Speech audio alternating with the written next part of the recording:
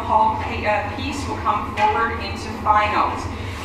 We please do ask for forensics participants, but as well as our observers, that your cell phones, if you have them, are silent, preferably off, so that they do not buzz or ring, and that once the debate starts, no one may leave the room.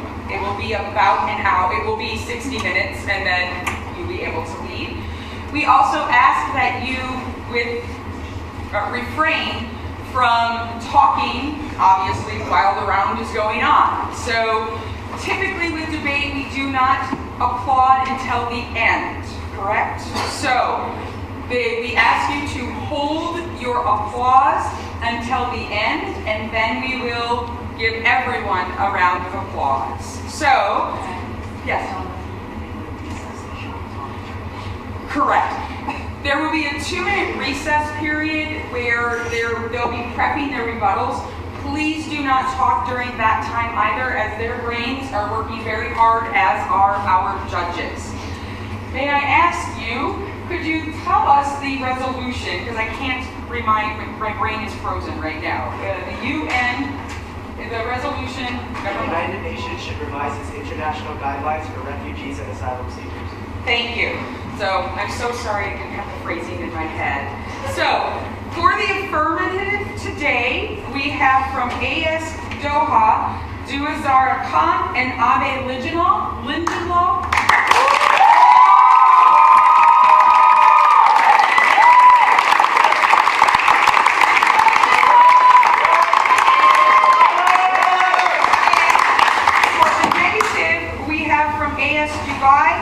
Kalsum Galampusan, and Emily Rosendahl.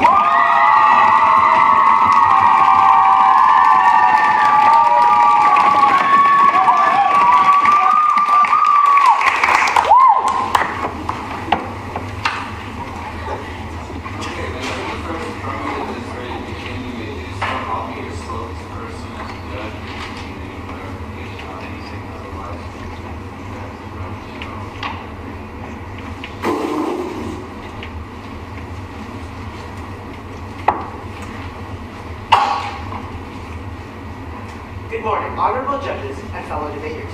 My name is Abe Lindenlow, the first speaker of the affirmative team, and today I am here to speak to you about a problem that encompasses people the world over.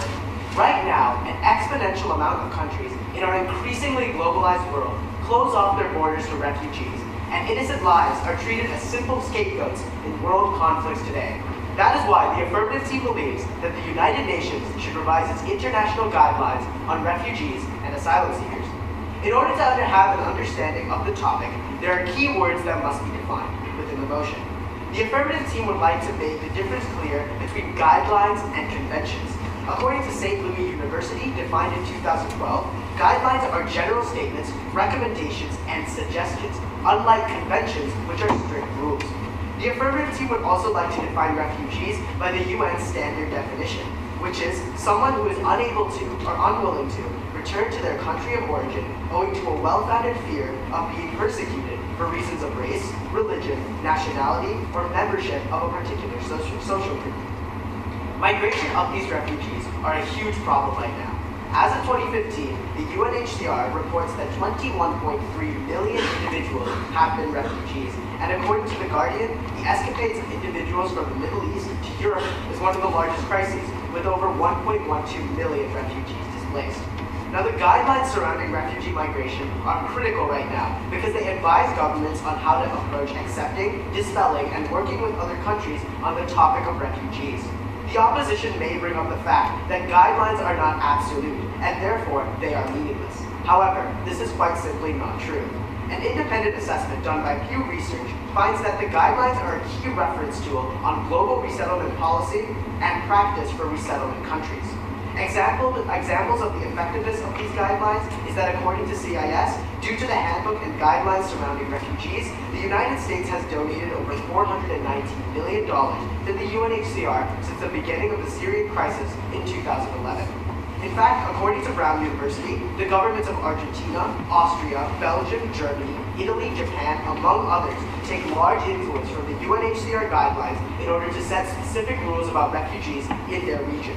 Now, despite this, the guidelines are fundamentally flawed for a specific reason. The guidelines are very open with the fact that they are derived from, primarily, the 1951 Convention on Refugees, and that convention was designed for a very different era. The problems with this outdated implementation have been identified. The guidelines confer no rights of assistance to refugees until they reach their country. It imposes no obligations to countries not to kick them out. And most importantly, the guidelines take into no account the impact of large numbers of asylum seekers on receiving countries. Now, the affirmative team's plan to figure this out is simple to understand. However, to be executed, it will need the support of many key players in the United Nations. The affirmative team believes that a council should be put in place in order to regularly update relevant guidelines, and there is a formulated way that the affirmative team plans to do this. Step 1. Form a committee with representatives of any of the willing 196 UN member nations. These member nations usually have to do with an influx of refugee migration.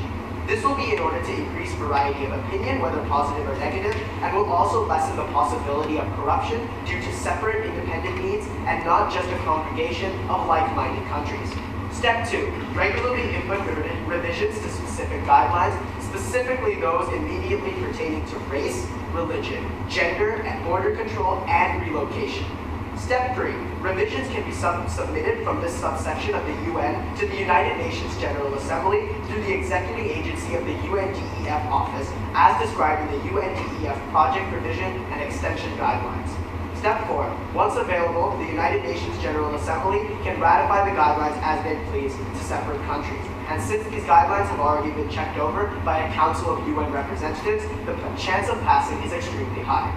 The affirmative team is aware that the United Nations tries to update guidelines pertaining to refugees. The Guidelines on International Protection number 12 have been updated as early as December 2016. However, the UN cannot discuss these guidelines regularly. As to discuss guidelines specific to disaster relief for refugees, they have to go through the UN Security Council, which can take 2 months up to years. This is evident as certain guidelines, such as those pertaining to gender and religion, have not been updated from 13 to 15 years. A council that regularly updates guidelines are useful for the following reasons. They have the sole purpose of updating the guidelines, making them as relevant as possible. They can have multiple steps in order to make them relevant to the current time, and they will have a broad array of viewpoints in order to stop conflict between countries. Though the negative may state that this idea might be impossible, there is historical reference for this, as the Nansen organization, an organization that existed many years ago, have proposed very similar ideas to this. And ideas posed by that organization is currently being done by independent refugee councils in Uganda, Brazil, and Jordan. To conclude, the affirmative team is confident that a plan to reevaluate the guidelines through the use of a UN-based Council of United Nations representatives is the best way in order to change the guidelines for the better in our increasingly expanding world today.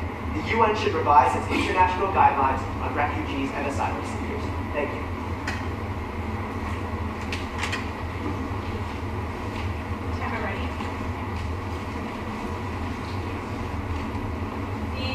I would like to start by thanking the affirmative side for their well-thought-out speech.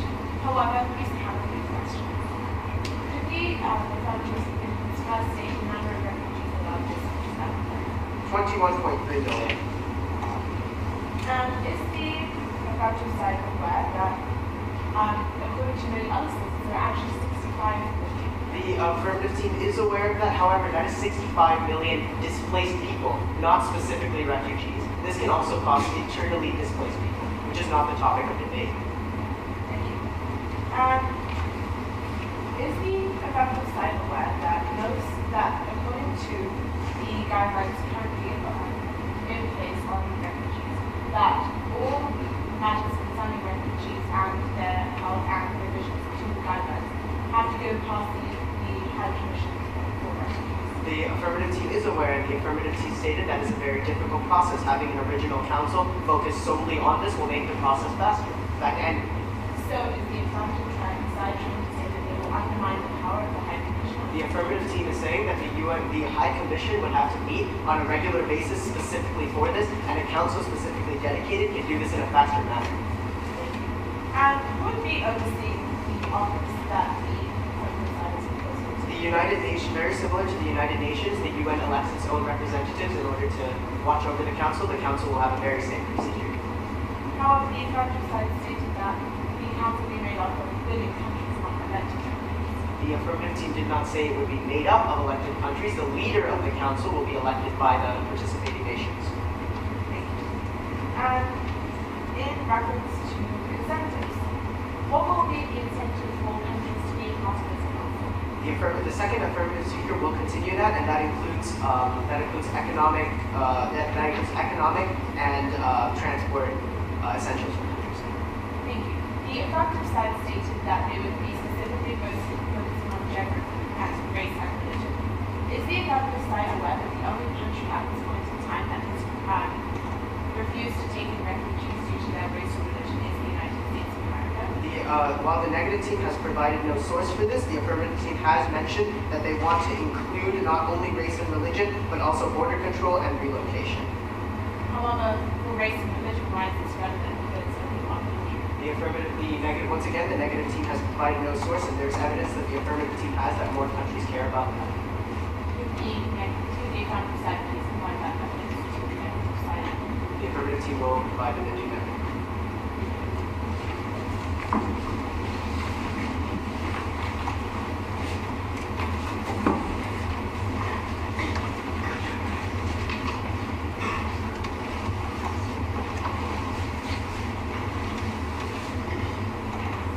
Timer ready? Minutes ready? The negative side would like to thank the affirmative side for their well thought out plan and speech. However, the negative side has found a few points they wish to bring up. First of all, creating a new commission in the UN is essentially opening a can of worms, if you will. There are many processes to go through, and the affirmative team would have to create a whole set of guidelines as to what this commission would do, specifically stating their regulations and how far their power goes. Second of all, as the first negative questioner mentioned, according to the 1951, the negative apologizes, according to the guidelines and handbook on determining refugee status for the UN, the High Commissioner of the HCR must oversee all revisions to the 1951 Convention and other likewise conventions such as the 1967. His office is already a group that essentially needs to revise these guidelines, and they are essentially doing the same purpose as what the affirmative proposed committee would do, therefore making their plan redundant. Second of all, addressing convention versus a guideline. A convention is not required to be signed by all nations. It is not legally binding. The MENAC region, otherwise known as Middle East, North Africa, and Turkey, according to the BBC, hosts 60% of all refugees today.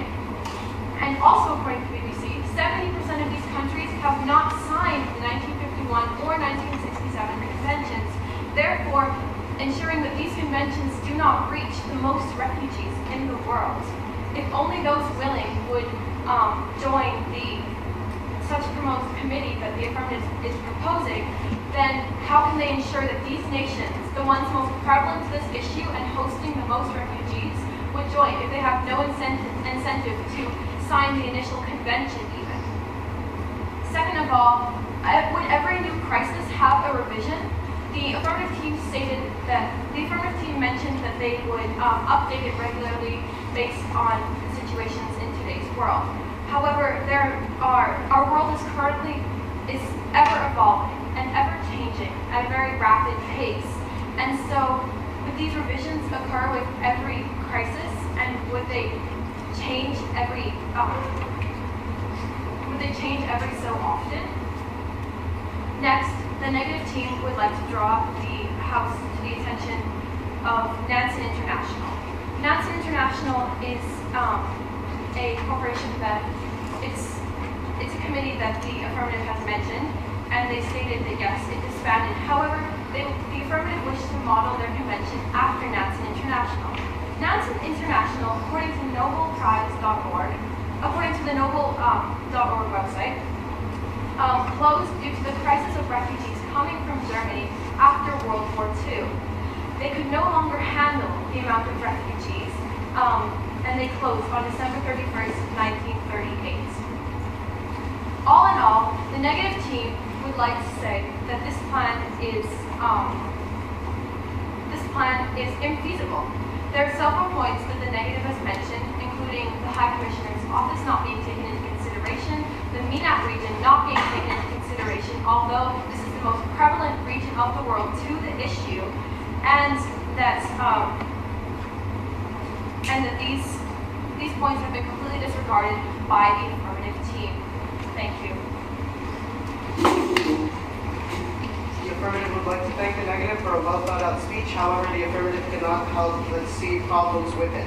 The affirmative would like to ask where they got their source for the High Commission overseeing all revisions. The affirmative would be happy to share the source. It explicitly states in the UN Guidelines for Determining Refugee Status, Article 8, subsection A, promoting the conclusion and ratification of international conventions for the protection of refugees, supervising their application and proposing amendments thereto, the High Commissioner shall provide for the protection of refugees by overseeing his office. Thank you. Can we have a physical source, please?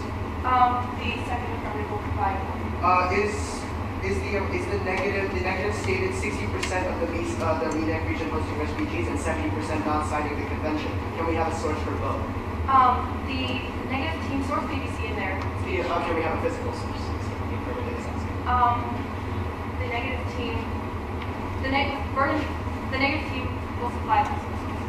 The affirmative team would like to ask the negative if the negative is aware that the affirmative team was not, the Nansen organization was not just disbanded because of an influx of refugees, but rather refugees associated with Nazis. This is the information that the negative team has been provided with by NobelPrize.org. Can the negative team please provide an exact source? The negative team is citing the Nobel The affirmative Prize. team would like a physical source. The negative team will provide one later. Is the affirmative team not aware that is the negative team not aware the affirmative team stated that after revision in the council, the guidelines will be looked over by the UNHCR High Commissioner? Can the affirmative please state the question in a more concise manner? Is the negative team aware that the affirmative team mentioned in their speech explicitly that after looking over by the council, the guidelines will be submitted to the High Commission? Yes, as it is stated in the UN Guidelines for Determining Refugee Status. Thank you. Then why is the negative questioning our inability to work with the High Commission? The negative was questioning the complete disregard and disregard of the policies already in place regarding the revisions of the convention. Thank you. And Is the negative team aware we are not revising the convention exactly, but rather guidelines surrounding the convention itself?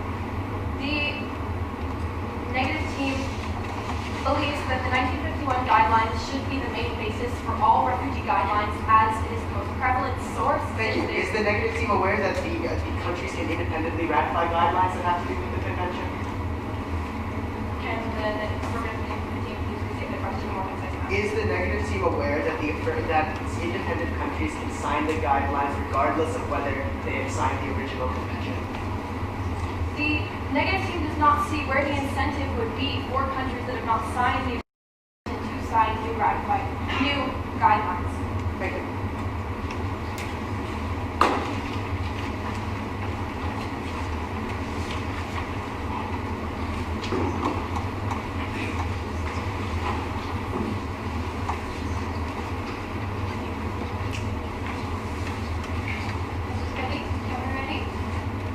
Hi, my name is Lual Khan, and I will be serving as the second affirmative speaker today. To begin, the negative team went on and on about how the current UNHCR essentially needs to revise guidelines. This couldn't be further from the truth, as the previously revised guidelines have not been revised in the past 25 years, as stated on the official website of the High Commissioner for Refugees. Moving on, the affirmative stated in their first affirmative speech that we would mention incentives. The negative went on to criticize the fact that we have not mentioned incentives, not leaving room for incentives to be brought up. The fact that the negative has failed to recognize that there is a clear difference between the terms ratify and being signatories to a convention or guidelines is where the problem lies. The very first page of the OAU Convention and their guidelines states that they are the most widely ratified conventions regarding refugees in our world today. My first speaker spoke about how the League of Nations made an organization known as NANSEN International. They helped with the movement of up to 450,000 refugees, as stated by the BBC. This happened before World War II, and unlike what the opposition may think that they might have been disbanded due to the Nazi affiliation or due to the Cold War beginning, that would be further from the truth. The far-right movements of Germany and Italy are what sprung the collapse of NANSEN. Their ideas, as mentioned earlier by the first affirmative, are regarding relocation, border control, and the establishment of economic zones, which I will now cover in depth. Between 1922 and 1942, NANSEN passports were used as travel documents for the aforementioned 450,000 refugees.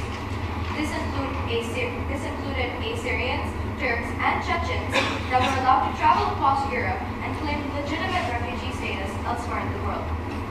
NANSEN International's refugee office went on to receive the Nobel Peace Prize in recognition of this being a viable strategy in regards to refugees in our world.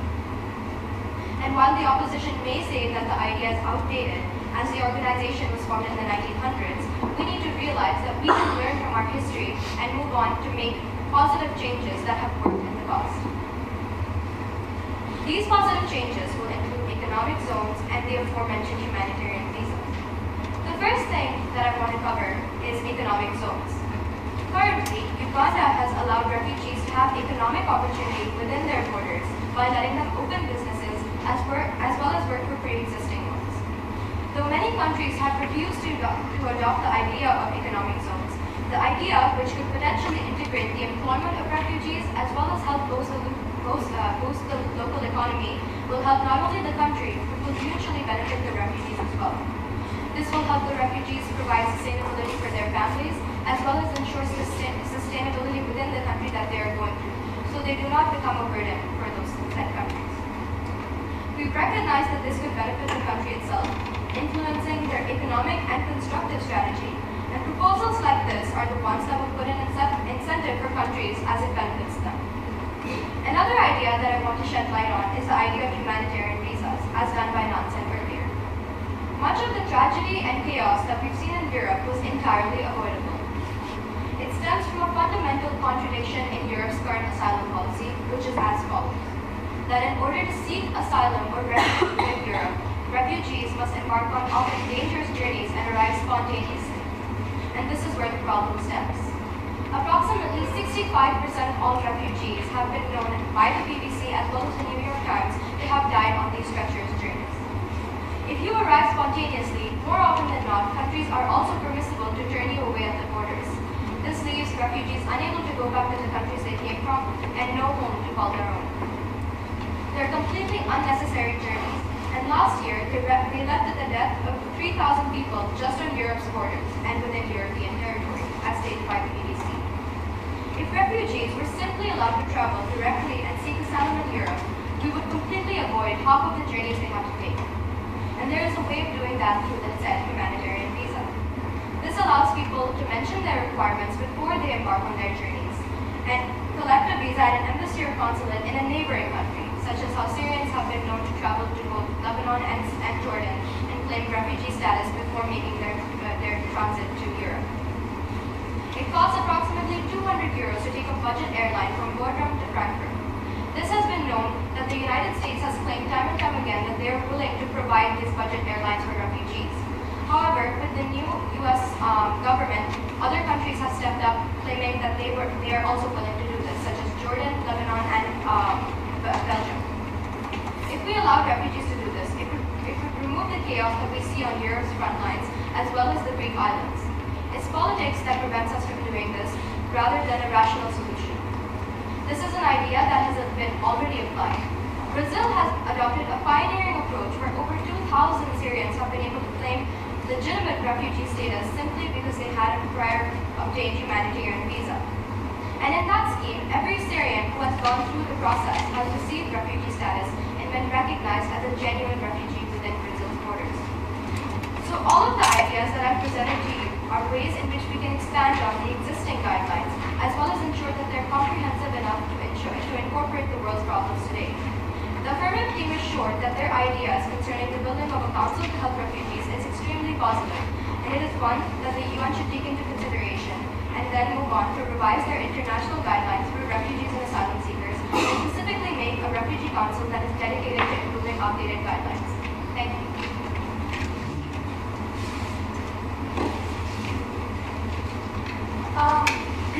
Would the affirmative teams please read the notion being debated? The notion being debated is that the UN should revise their international guidelines for refugees and asylum seekers. The negative team would like to ask the affirmative team what guidelines they are revising. The UN's official guidelines as endorsed by the High Commission for Refugees. Which specific document is this? Those ratified under the OAU Convention. Thank you. Second of all, the negative is wondering, how would the affirmative define regularly? Annually? As mentioned by the first affirmative speaker. The first affirmative speaker mentioned that this committee would review and make revisions regularly, no? Regularly as well as annually. So, if there's no specific timeline, how can you ensure that this committee is efficient?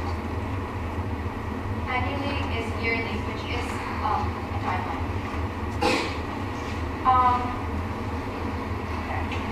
So, second of all, the negative would like to draw the attention of the House that the affirmative mentioned that the 1951, that these conventions are the most widely ratified.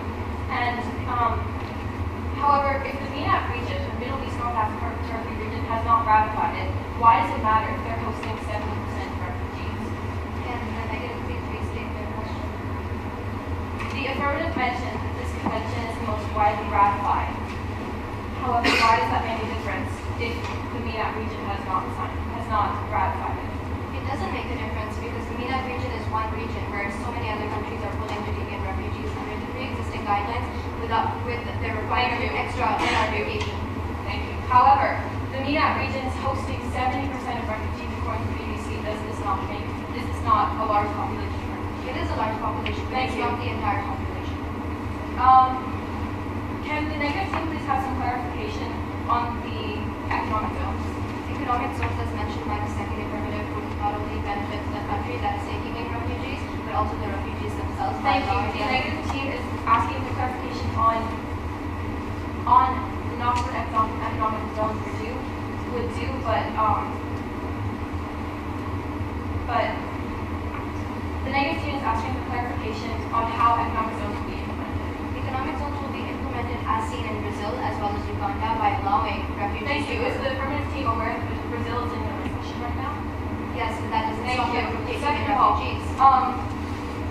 the affirmative team would like to ask for the negative team would like to ask what the affirmative team's understanding of economic zones are. Economic zones, as stated by the affirmative many, many times before, are the establishment of allowing refugees to work within the countries as well as help the countries by boosting their local economies.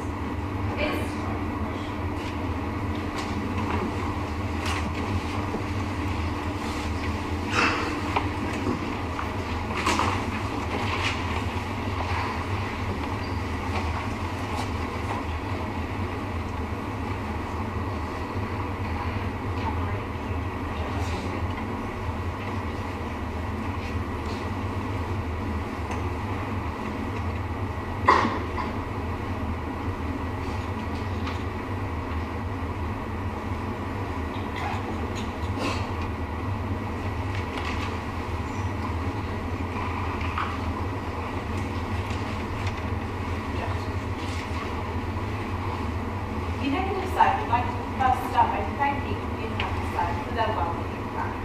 However, there are significant flaws in this plan. First of all, the affirmative side has stated that they will be changing the protocol on all guidelines concerning refugees, as stated by the United Nations. However, the affirmative side would like to bring up the fact that the United Nations UNHCR themselves have stated that the 1951 Convention is the basis of all of their documents concerning refugees. This was stated on their website, and they say that it is the key legal document that forms the basis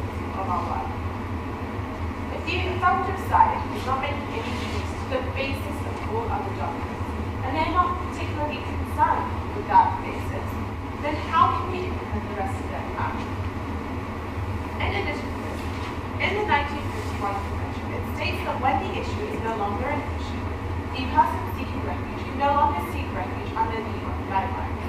The affirmative side is proposing to create a committee that changes the guidelines annually. That's every year. A crisis can go on for many years. However, as soon as this crisis is over, the United Nations guidelines will be filled with redundant clauses that have no impact on the issue at that time. The guideline will become long, convoluted, and full of redundant clauses, as they have not stated anything about a committee that will remove irrelevant clauses from the guidelines. They will instead just be added to them every year. In addition to this, the affirmative side referenced the NANSEN organization. As the class negative has already stated, the NANSEN organization was disbanded and subsequently absorbed by the UNHCR. This means that the UNHCR already has an office that is capable of dealing with refugees, and one that has now been expanded and is stronger than ever as it is part of the UNHCR. The affirmative side also brought up the struggle for refugees to reach other regions of the world. They mentioned that some budget airlines would be transporting these refugees. How many budget airlines? Which budget airlines? And what is the incentive for them to do that? To provide flights for assuming for free, as most refugees don't even have the money to make the crossings to the places where they need to reach for asylum. The idea of using budget airlines is a nice one, and we would all like to think that every airline will volunteer. However, it's unlikely.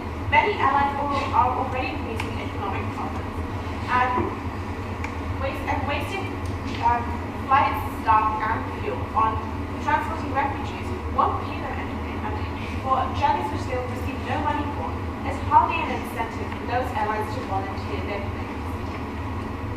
In addition to this, the affirmative side talked about having refugees gain refugee status in neighboring countries before moving on to the nearest nation.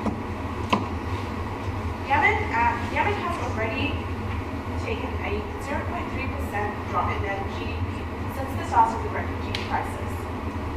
If they are now forced to process all refugees in Lebanon before these refugees can move on, this will cause additional taxes on their resources, their government resources, and the overall GDP of the country. Lebanon is already a struggling country when it comes to refugees, and forcing them to process all other refugees is not a good idea. Actually, many countries have experienced economic decline since the start of the refugee crisis. Germany has lowered their GDP by 0.35%, and Hungary has lowered their GDP by 0.19%. These sound like insignificant amounts, but when thinking about this in the grand scheme of millions of dollars, this is actually a significant amount of money that these countries are losing. If the affirmative side wants to move refugees to other countries, they need to consider the economic problems. They might want to implement economic zones, but many countries are opposed to this, and it gives the refugees a false sense of hope that they will be there forever. Most countries don't want refugees forever. Most countries are not interested in keeping refugees forever. It's a burden on their economy. Even if these refugees are allowed to work, it's taking away jobs from locals, where jobs are already at an all-time low. Ladies and gentlemen, this plan is well meaning, but it has flaws. It calls for an office that already exists, and the guidelines have already been updated regularly. It will lead to the guidelines being convoluted, long, and full of redundant clauses. It will lead to further economic decline for countries that are forced to take in refugees under these revised guidelines. And it will lead to economic decline for the neighboring countries on refugees who are already overwhelmed with refugees. These countries will now have to deal with even more refugees desperate to gain the humanitarian visa that the affirmative side is dangling in front of them. Humanitarian visas are not permanent. And the affirmative side's proposal is not a permanent solution, and it's not a feasible one. It will not work. Thank you.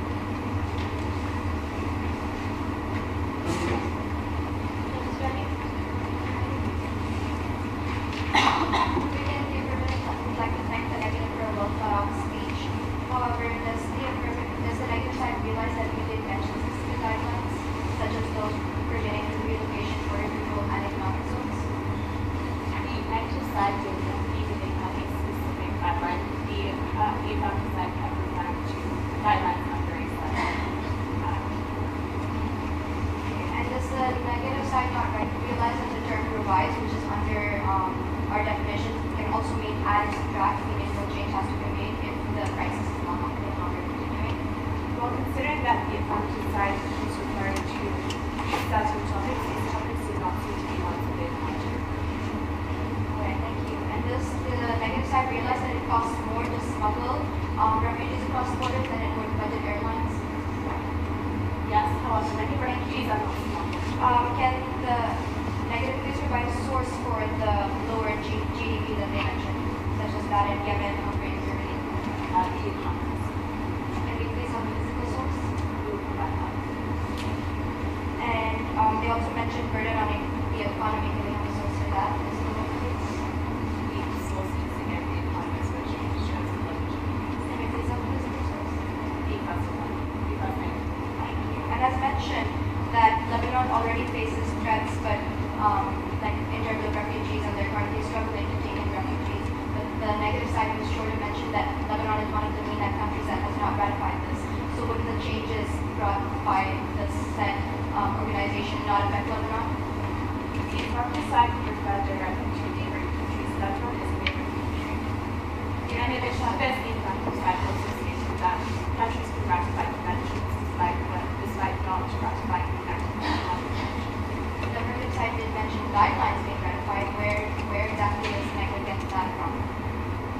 How do you guidelines are Affirmative, please restate the question. Does the negative not realize that guidelines do not connotate directly to like constitutional things within countries? Yes, however, if the guidelines is suggested to refugees, Thank you. Does the negative not realize that guidelines and conventions are different things? the affirmative side is the one. So then doesn't the negative side believe that if in a world where refugees are paying thousands of euros to get smuggled across, we can refer back to things simple as budget airlines that would cost them less and be safer? The affirmative side is restate the question. No clarification needed. Can the negative side also answer the fact that yes, currently refugees are traveling across borders, but does that not affect them? Like the current guidelines that we haven't been updated in the past 25 years. So wouldn't changing them help refugees rather than diminish their ideas of moving across borders? Actually, the United Nations Handbook on Refugees and Asylum Seekers was updated in 2011. Can the negative please provide a source?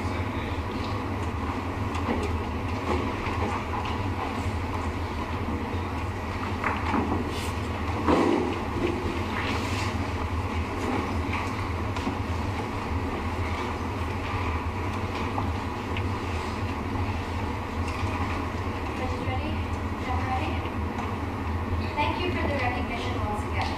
Now the affirmative side has fought very hard against the negative to prove a simple point, and that is that the current guidelines that we have pre-existing in our world today are incomprehensive to the problems that we are facing in regards to refugees. Currently, refugees often have to take on extremely dangerous journeys to get where they have to go. The affirmative side feels this to be completely redundant because we have a plethora of resources that can be used to help these refugees. The negative has argued not only against the fact that we can use budget airlines, but the fact that which countries will be funding this. We are not here as the affirmative side to be deciding which countries will be funding this, rather what feasible options are, and how we can work forward with these countries to ensure that they allow refugees. We are also not here to dictate the terms that countries will individually follow, rather encourage them and give them incentives such as those mentioned by the affirmative team, humanitarian visas and economic zones. The negative side did have a lot of uncertainty in regards to economic zones, which the affirmative side would like to re-clarify. Economic zones will not only help the refugees, but the country itself. The negative side did mention how Brazil is in recession, so the affirmative side fails to see how the impact of refugees coming in and helping boost their economy will not benefit Brazil as well. We recognize that the current guidelines have not been amended in the past 25 years or even more pertaining to the specific guidelines that have not been amended ever since they were initially written. The fact that we have mentioned that they will be changed annually does not mean that if the crisis will end, they will continue to be revised. Just that while we face the crisis, we would like to move on to ensure that every possible thing is done to ensure the safety and security of the refugees, as well as the safety and stability of the countries taking them in. The negative also mentioned how Lebanon as a country is facing a lot of turmoil, and how they are part of the MENAC region and are unwilling to take in more refugees as they have not ratified or signed the current existing guidelines. This couldn't be further from the truth, as if we revise them, we will give countries the opportunity to decide whether or not they want to take in more refugees, to decide the terms of their intake, and to decide and give their opinions on matters pertaining to refugees in our world today. We are not here to dictate what countries will or won't do, rather we are here to come up with feasible and options that can work in our world today. We would like to encourage the negative side to see this as a viable option, because working against this option will only encourage more refugees to be turned away at borders and more countries to stand up and say, we don't have any incentive. By providing this plan, the affirmative strongly believes that more countries will be encouraged to take in refugees, and that this will work in the betterment of our world as well as the betterment for the refugees today. Thank you.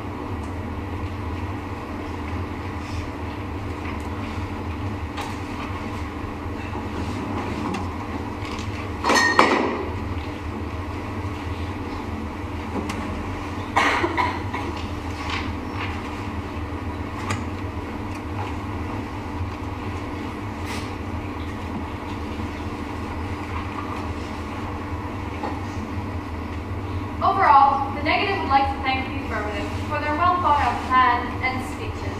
However, the negative has found 6 points in which they wish to address. First of all, the negative would like to draw our attention to the model of Nansen International this plan is based off of. As a reminder, according to NobelPrize.org, this organization disbanded in December 31st of 1938 due to inefficiency and redundancy. It could no longer deal with the refugee crisis at hand after World War II. Second of all, this plan is completely disregarding current guidelines that are in place, which and these are not the guidelines that the affirmative is amending either. Guidelines in the United Nations Guidelines for Determining Refugee Status, Section 8, subsection A, specifically say that the High Commissioner must oversee all amendments to any refugee guidelines, specifically falling under the competence of his office. The High Commissioner of the United Nations Refugee Committee is already, his office already provides the same services that the new committee that the affirmative is proposing would offer, therefore making their plan once again redundant. Third of all, economic zones would essentially harm the economy of nations taking them in. According to economists, MEDCs and LEDCs alike are experiencing falls with their GDPs since they've taken in refugees. MEDCs such as Germany specifically has experienced a 0.35% decrease, and Lebanon has experienced a 0.3 decrease. And so this is evidence that refugees do not boost the economy as the affirmative stated. Fourth of all, the affirmative seems to be unaware that the last revision of the 1951 convention was in 2011, and they stated that this guideline has not been changed in 20 years. However, it is regularly updated by the High Commissioner's office and overseen by the High Commissioner. Fifth of all, budget airlines. There are very little incentives for any nations to provide free flights for refugees. And lastly, and perhaps most importantly, the MENAC region. The MENAC region hosts the most refugees, and if they haven't signed it, their proposed commission would not make a difference. They have not signed this convention, and the affirmative said one of their main goals is to prevent smuggling across borders. So why would their commission change the smuggling of refugees across borders if these nations that border them, if these bordering nations haven't signed the convention, therefore not appealing to their plan? Thank you.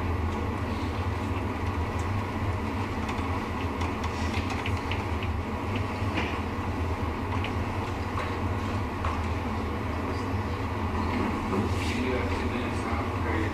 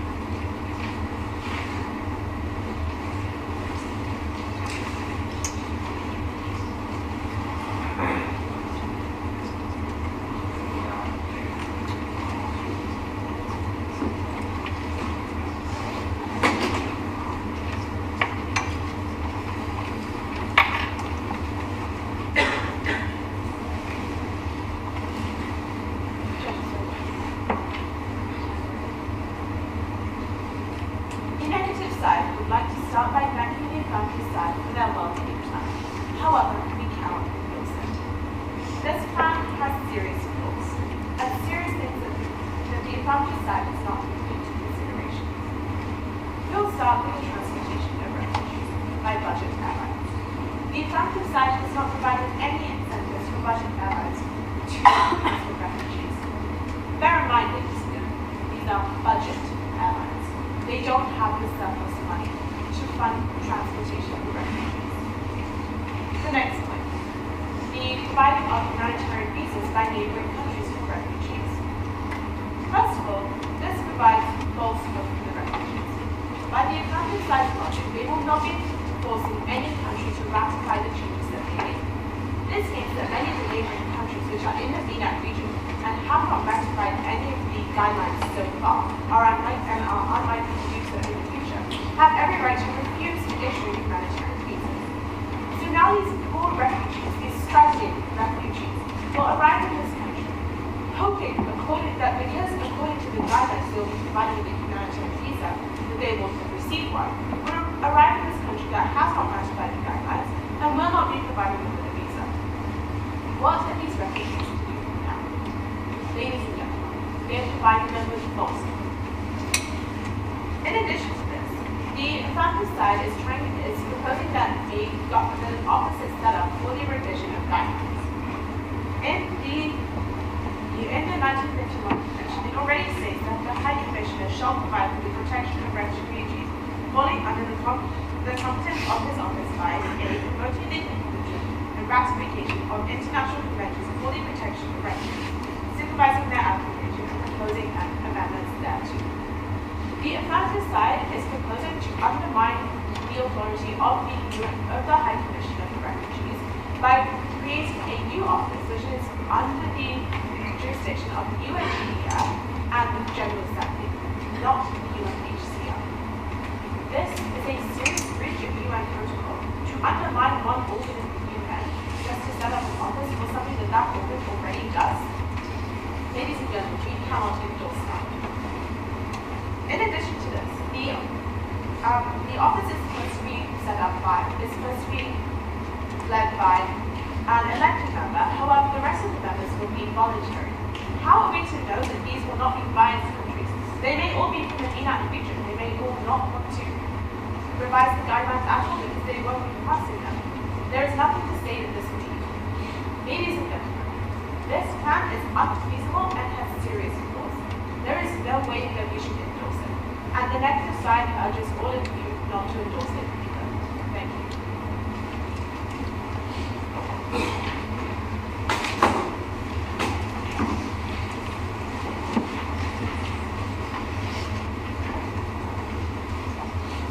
Firstly, the affirmative speaker would like to thank the negative team for a very well thought out speech. It kept us at the edge of our seats the entire time.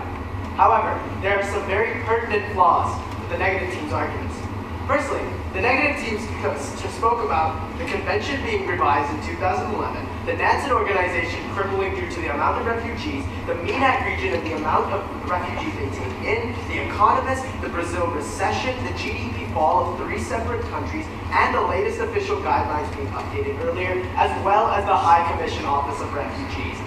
These would have been great points if the negative team was able to provide sources that backed them up. However, there was no physical source given to the affirmative team that backed up anything said by the negative.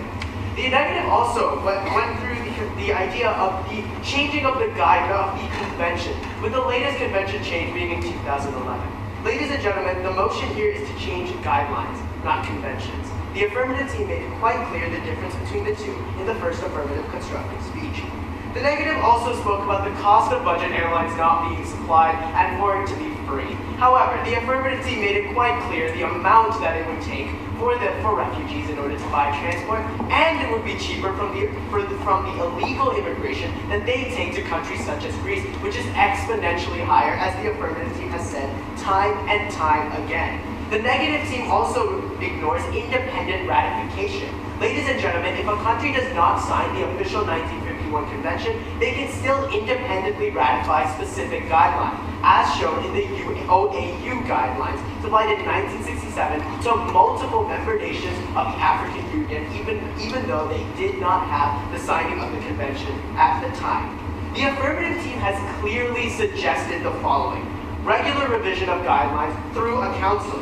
Who would be overseeing it and why by an elected member due to willing members of a party, how we would submit it through the UNDEF guidelines, and how it would be submitted to the UNHCR and to the UN General Assembly, something that the negative team disregarded time and time again, how it helps through the series of economic zones, as well as humanitarian visas, and why it is better for refugees to take ideas proposed by Uganda, Brazil, and Jordan, which will once again be proposed in the guidelines that we are setting.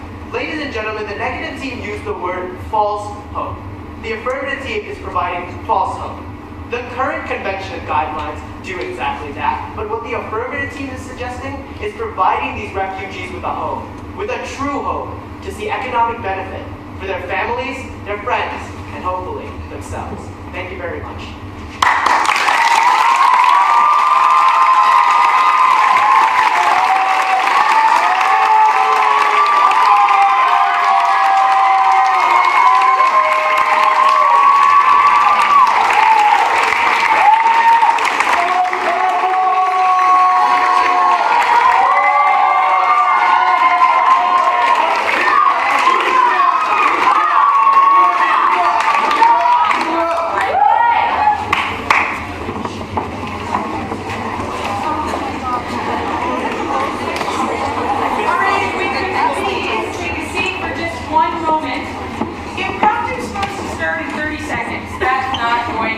Okay?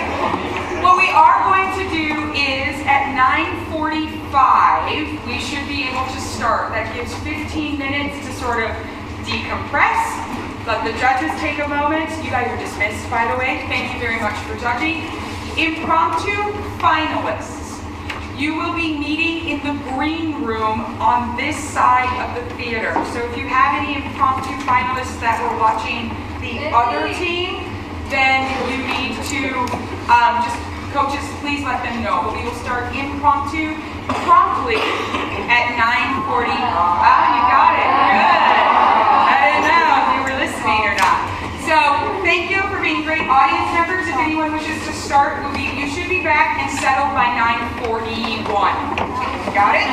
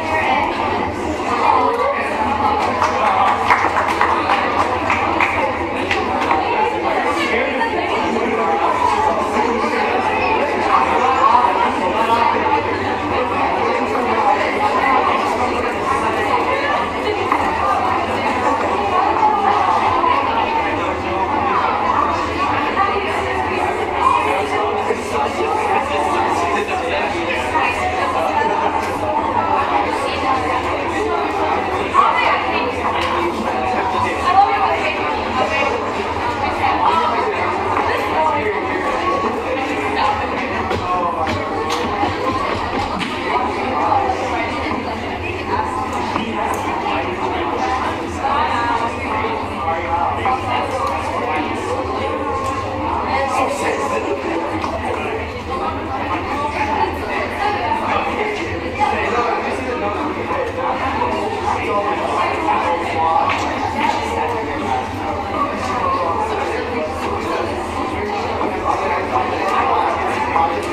don't look over me.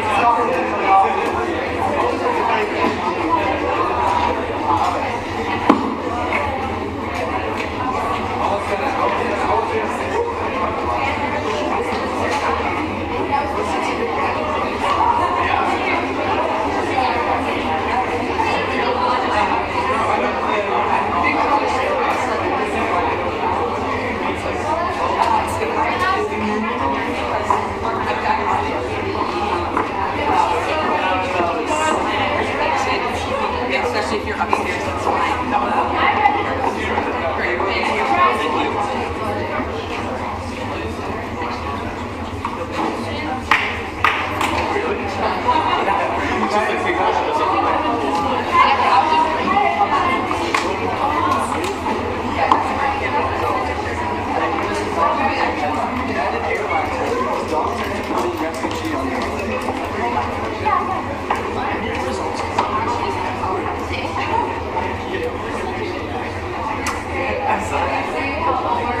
I did. I was like, you're so cute. We're gonna keep them and then You will never look at orange tickets. I know I will. everyone that we talk to, they're just like, I am forever traumatized.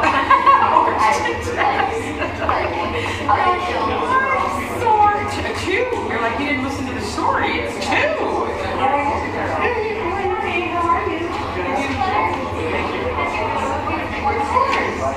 Doing what today? Working. Here we go. Do you want me? It's a good song. With the timer.